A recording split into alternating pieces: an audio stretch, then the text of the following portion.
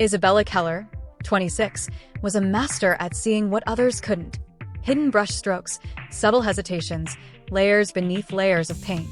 Ironically, she was the daughter of Daniel Keller, the most notorious art forger of his generation, and yet she had become the world's top fraud hunter. One day, a man arrived with an urgent, secret request: authenticate a lost Renaissance masterpiece, the Madonna of Silence, worth $200 million. Isabella sensed danger the moment he entered. The precise footsteps, the pale gray eyes, the unnatural calm. The painting was breathtaking, but under her scrutiny, she saw anomalies. The brushwork wavered where a master's hand would never falter. Extra layers hid beneath the surface. It was a forgery, and she knew whose, her father's. But revealing it meant ruin. Mortine House, the powerful art empire, would collapse, and her own career would be destroyed. Then came the shocking offer: stay silent, protect the secret, and marry him for 1 year, or lose everything. Isabella stared at the Madonna's serene eyes, feeling the weight of centuries and the impossible choice before her. The greatest forgery wasn't the painting. It was the life she was about to be forced into. Isabella. May I call you Isabella? She didn't answer.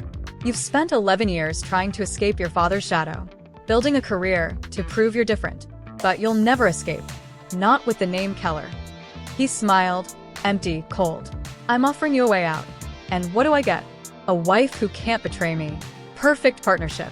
You have as much to lose as I do. Isabella stared. It was monstrous, manipulative, desperate.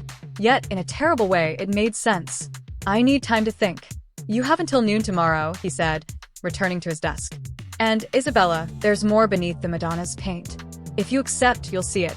Refuse, and you'll never know what your father was hiding. That night, alone, she called the only person she fully trusted. Grandma, I need to tell you something. Beatrice's voice was calm, clear. I always knew this day would come. Are you ready to discover who your father really was? The call ended, leaving more questions than answers. The courthouse wedding was silent, bureaucratic. No vows, just signatures. A ring.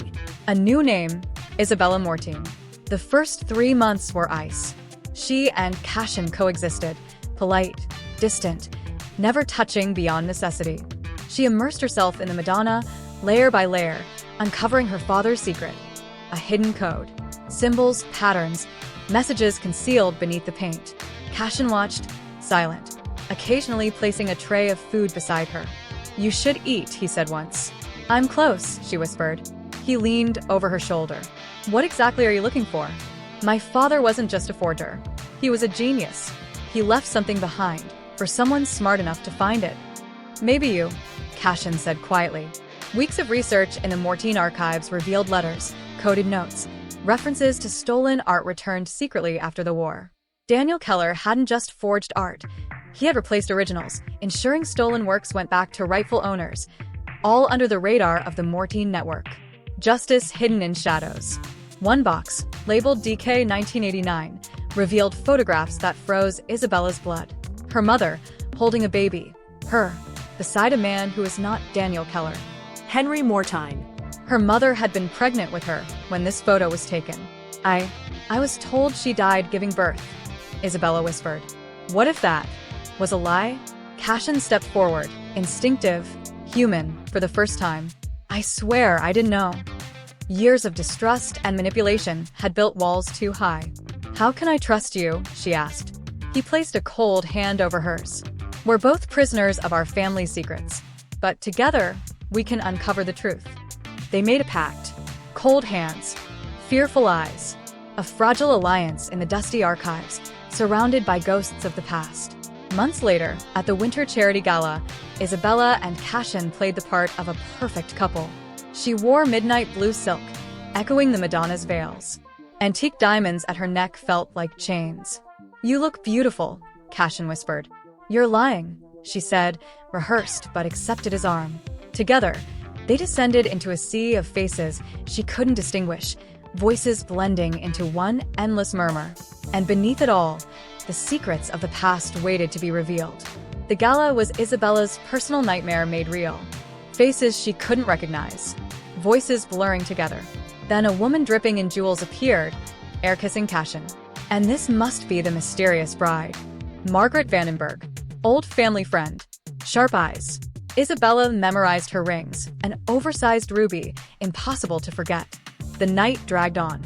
Champagne. Small talk. Isabella leaned into Cashin, not from affection, but survival. He noticed instantly. "You're overwhelmed," he whispered. "How do you know?" "Because I learned to observe. It's the only way I understand people." Before she could answer, tension rippled through the room. A man entered, gray-haired, hard-eyed, dangerously familiar. "Victor," Cashin said. His half-brother. Disinherited. Not welcome. Victor smiled like a blade. "I know about the Madonna. I know it's fake." The words froze Isabella's blood.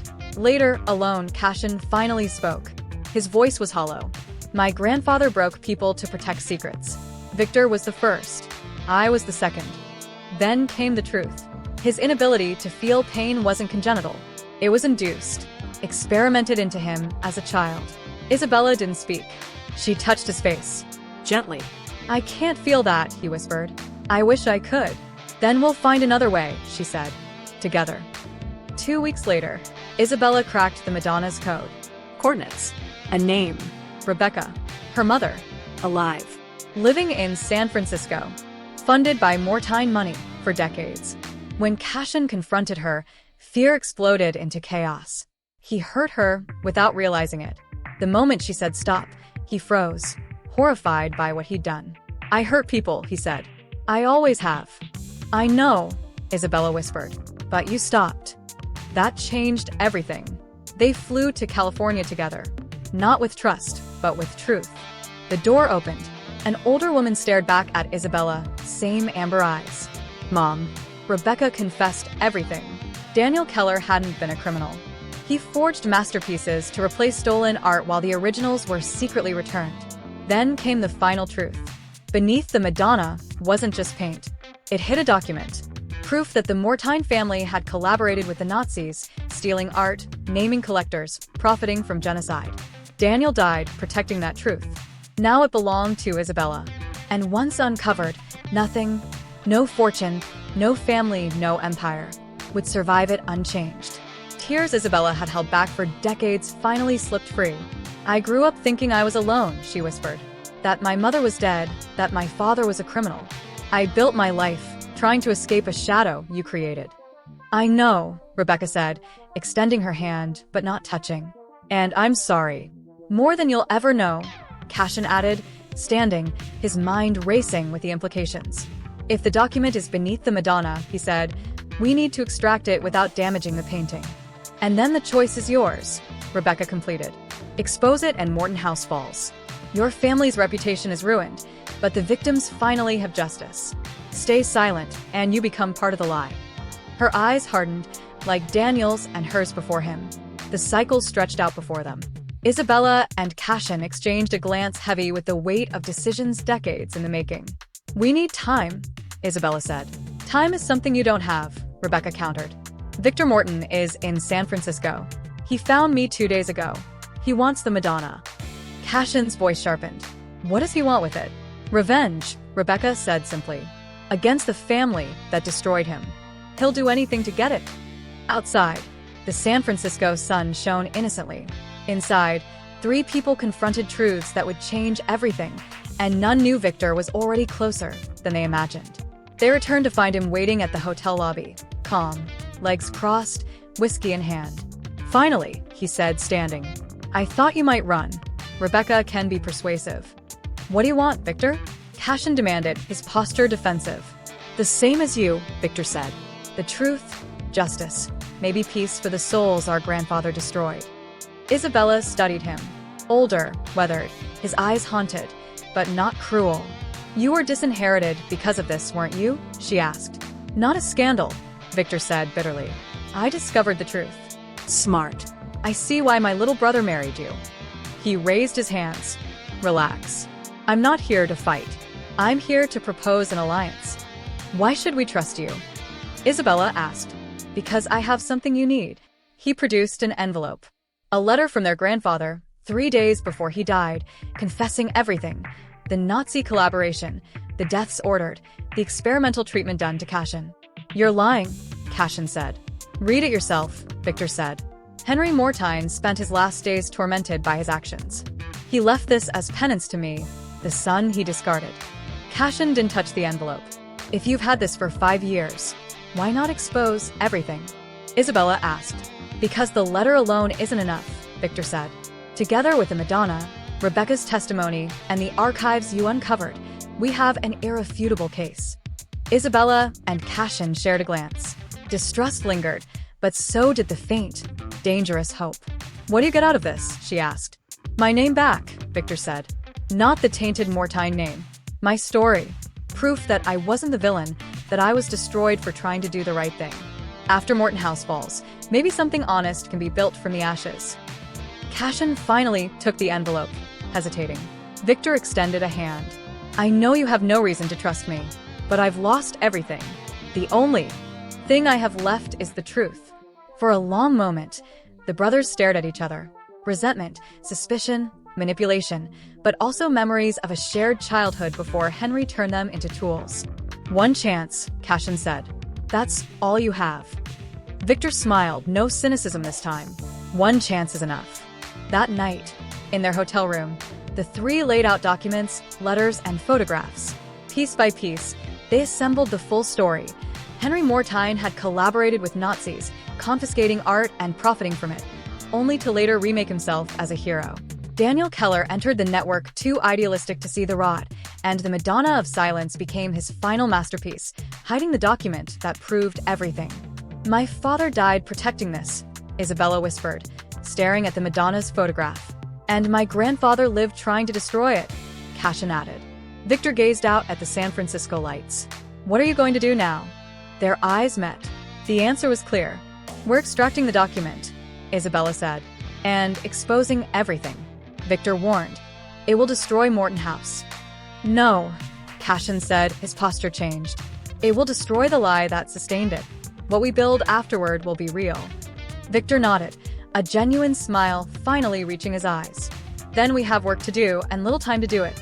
For the first time, the Mortine brothers worked together, not against each other. Hours until dawn passed in meticulous planning. Back at Mortine Manor, Isabella prepared the laboratory. Extracting the document without damaging the painting would take days, perhaps weeks. Every moment increased the risk of discovery. Are you certain you can do this? Cashin asked. No, she said, putting on magnifying glasses. But I'm going to do it anyway. For 3 days, she worked tirelessly, Cashin her anchor. When her hands trembled, he held them. When fatigue blurred her vision, he made her rest. When despair threatened, he was solid, constant. Something had shifted between them since San Francisco. Not romance, not declarations, but intimacy built on vulnerability. How are you feeling? Isabella asked. I don't know, he admitted. For the first time, I wish I could feel not physical pain, but the weight of what we're discovering. Isabella touched his arm. Maybe not the way others feel, but it's there.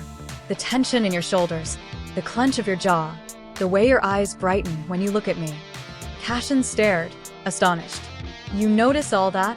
I know you, Cashin. Perhaps better than you know yourself. He rested his hand on hers, deliberate, controlled. You're teaching me to feel, he whispered. Through your eyes. I don't want to lose this. I don't want to lose you, he said. You won't. You can't, Isabella said, squeezing his hand. What I want, he said, hesitant, is to build something real with someone who sees me beyond what my grandfather made me. Someone not afraid of me. I'm not afraid of you, she said. His gray eyes met hers. And that scares me more than anything. Isabella leaned in, pressing her lips to his.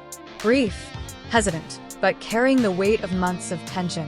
I didn't feel it, he said afterward. Then we'll find other ways, she whispered. Together, he breathed. Together, she repeated, and in that moment, surrounded by family secrets and half-buried lies, they were no longer a marriage of convenience. They were something far more enduring. Something fragile and new had begun between them, something that could become real. But before they could explore this, a truth awaited, and the Madonna still held it secret. The phone call came on the 5th day of work. Helena's voice, usually controlled, trembled. Beatrice, Isabella's grandmother, had been hospitalized. They didn't know exactly what had happened, but it was serious. Isabella dropped everything and flew home, Cashin at her side. At the hospital, they found Beatrice connected to monitors, yet her eyes were open, lucid. "You're late," she said, weak but unmistakably clear. "I was waiting." "Grandma." Isabella knelt beside the bed, holding her grandmother's wrinkled hands. "What happened?" "What happened," Beatrice said with a faint smile, "is that I'm old, and I'm tired of pretending." Isabella froze. "Pretending?" Yes. "Pretending to lose my memory for 20 years. It was time to stop." The world spun for Isabella. "You were pretending," she whispered. Beatrice turned her gaze to Cashin. "You're the Morton boy. You grew up well. Better than your grandfather deserved. I knew you as a baby before Henry did what he did. You were a happy child. Your grandfather hated that. He thought joy was weakness." The silence that followed was crushing. "Why pretend dementia?" Isabella asked. "To keep secrets without suspicion," Beatrice said.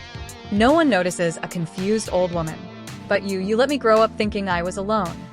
"I know," Isabella said softly. Tears gleamed in Beatrice's eyes. "And I'm sorry. Every day, I watched you struggle to escape your father's name. I wanted to tell you, but the risk was too great. There were always eyes watching. And now I'm dying." Her voice was calm, almost comforting. "No, don't cry. I've lived longer than I deserved. But before I go, I must tell you everything, even the parts your mother doesn't know." For hours, Beatrice spoke. She told them of the original network founded during the war by Jews striving to save their cultural heritage, of Henry Mortine infiltrating and corrupting it, of Daniel, a genius of paints, drawn into the secret world, in love with Rebecca, and of the document hidden for decades, waiting for someone clever enough to find it. The Madonna was Daniel's final plan, she said. If anything went wrong, if Henry went too far, the proof would be there, waiting. "I found it," Isabella said. "I always knew it would be you." Beatrice smiled. Cashin, silent until now, asked, "Did you know about the treatment? What my grandfather did to me?" "I knew," Beatrice said tenderly. "And I'm sorry."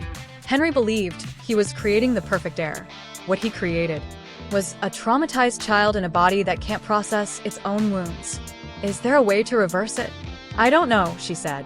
"The body may not feel, but the soul remains. I see it in your eyes when you look at my granddaughter. Love is there, even if you don't recognize it yet." Cashin swallowed hard, words failing him. Beatrice turned to Isabella. "Finish what your father started. Expose the truth, then live. Live the life he wanted for you. A life without shadows." "Grandma, I love you," Isabella whispered. "I always loved you, even when love looked like distance." Beatrice closed her eyes and did not open them again. She passed silently, Isabella holding her hand. When the monitors fell silent, Isabella didn't cry. She simply sat, absorbing decades of secrets finally given voice.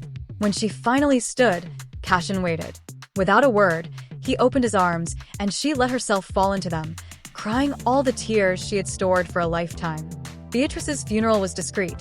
Only Isabella, Cashin, and, surprisingly, Victor, who arrived uninvited but behaved with unexpected dignity. Back at Mortine Manor, the Madonna finally revealed its secret. Beneath Daniel's last layer of paint, protected by a special varnish, lay the document. A detailed list signed by Henry Mortine, stamped with Nazi insignia, surviving decades unscathed. Isabella held it with trembling hands. "It's here," she whispered. "Everything is here." Cashin and Victor approached. "There's no going back," Victor warned. "Once this is public, Mortine House will be scrutinized. Every sale, every transaction questioned. Many will be affected. People who bought stolen art," Cashin said. "People who profited from others' suffering," Victor said. "And us," Isabella added. "Our families are at the center. My father was a forger. Your grandfather a collaborator. Our history is stained like anyone else's." "Then why do this?" Victor asked. "Why not burn the document?" "Because you can't build something real on lies," Cashin said firmly. "I spent my life living the lie my grandfather created. Where did it lead me? To a body that barely feels, to impossible relationships, to a marriage that began with blackmail. But in the midst of lies, I found something true. And I won't lose that." Isabella held his hand. "Together, we decide." Victor observed them, then nodded. "Do what needs to be done. I support you."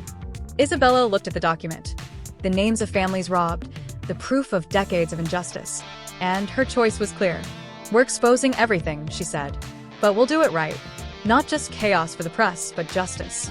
Restitution, heirs, historians will turn proof into justice, not scandal." Cashin squeezed her hand. "It'll take time, but it's right." Victor smiled for the first time.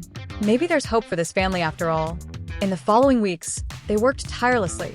Specialists in looted art were contacted, descendants located, documentation prepared meticulously. When ready, a press conference was called at Mortine House itself. The Great Hall was packed. Cameras flashed. Voices murmured. The weight of history hung thick as Isabella stepped to the podium, Cashin and Victor flanking her. Behind them, the Madonna watched with serene eyes.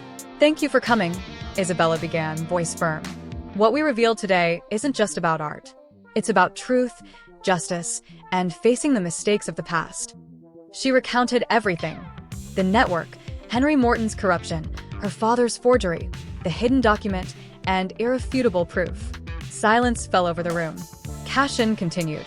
"Mortine House was built on lies. My family profited from suffering. As the current heir, I take full responsibility." Victor stepped forward. "I was disinherited 10 years ago for threatening to expose the truth. Today, I stand not for revenge, but reconciliation. We are united in a commitment to repair what can be repaired." The questions came in a torrent. How would families be compensated? What about Mortine House? Legal proceedings? Isabella answered with relentless honesty. Restitution funds, transformation of the estate into a center for tracking and returning stolen art, and moral responsibility acknowledged. Then, at the back of the hall, a woman rose. Gray hair, amber eyes, presence commanding yet calm. "Rebecca." "My mother," Isabella whispered. Rebecca walked to the stage, slow but determined. "I am Rebecca Keller-Vance," she said. "The woman they said died 26 years ago. Everything my daughter said is true. I ask forgiveness for hiding it for so long." Silence fell, deafening. Years of pain gleamed in Isabella's eyes, but so did hope. "We have much to talk about," Isabella said. "I know," Rebecca said, taking her hand. "This time, I'm not going anywhere." The press conference continued, but the crucial moment had passed. Later, only Isabella, Cashin, Victor, and Rebecca remained. "It's over," Victor said, exhaling. "No," Cashin corrected. "It's just beginning. The hard part starts now." Isabella looked at the Madonna. "My father painted this, trusting the future." The future answered. Rebecca approached the painting. "Daniel was a genius," she murmured. "Maybe he is seeing this," Isabella said softly. For a long moment, they stood surrounded by centuries of art, silent witnesses to a chapter finally closed. When they left, the winter sun shone on Morton Manor like a promise of spring. 1 year later, Mortine House had transformed. It was no longer an auction empire, but a foundation for restitution and research of looted art. Isabella led authentication. Cashin oversaw administration with a new openness, and the world of lost art slowly returned to its rightful heirs. Isabella had developed a system of communication with Cashin, touches and pressures conveying emotion where words failed. Their intimacy was unconventional, profound, and brick by brick, discovery by discovery, real. "Good," she said, leaning on his shoulder. "That's why we're here." He smiled, finally able to notice his own joy. "And the contract?" Isabella asked, playful. "We'll write a new one," Cashin said. "One of choice, not blackmail." They walked through the manor hand in hand, the Madonna resting in peace, the layers of lies removed, truth revealed, and a new spring beginning. Not just for the estate, but for them.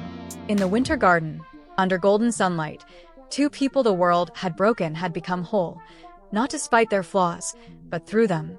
Love, true, imperfect, built brick by brick. Some works cannot be restored. They must be transformed. And sometimes, the new is more beautiful than the original ever was.